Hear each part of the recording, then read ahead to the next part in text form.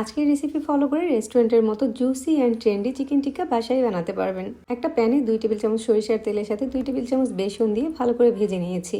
2 টুকরো বুকের মাংসকে কিউব করে কেটে একটা বাটিতে নিয়েছি। চিকেনের সাথে লবণ, আদা, রসুন আর লেবুর রস দিয়ে 10 মিনিটের জন্য রেস্টে দিয়ে দিচ্ছি। অন্য একটা বাটিতে 2 টেবিল চামচ সরিষার তেলের সাথে 2 টেবিল চামচ মরিচের গুঁড়া, 1 চামচ হলুদের গুঁড়া মিশিয়ে 1 চামচ করে জিরার গুঁড়া, ধনিয়ার গুঁড়া আর গোলমরিচের গুঁড়া দিয়েছি। 1 টেবিল চামচ টমেটো কেচাপ, 1 চামচ সয়া সস, 1 চামচ তান্দুরি মশলা দিয়েছি। 3 টেবিল চামচ পানি ঝরানো টক দই আর ম্যারিনেট করা চিকেনটাকে দিয়ে দিয়েছি। সব শেষে সরিষার তেলে ভাজা বেসনটাকে দিয়ে চিকেনের সাথে ভালো করে সবকিছু মাখিয়ে এটাকে আধা ঘন্টার জন্য রেস্টে দিয়ে দিচ্ছি।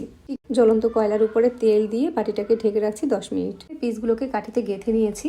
কড়াইতে সরিষার তেল দিয়ে হাই হিটে চিকেনগুলোকে বারবার উল্টে পাল্টে ভেজে নিয়েছি। চিকেন টিক্কাতে স্ট্রং স্মোকি ফ্লেভার পাওয়ার জন্য গ্যাসের আগুনে হালকা একটু সেঁকে নিতে হবে। এই চিকেন টিক্কার টেস্ট নামি দামি রেস্টুরেন্টের থেকে কোনো অংশে কম হবে না, বরঞ্চ বেশিই হবে। আর এই চিকেন টিক্কাগুলো অনেক বেশি জুসি আর সফট হবে।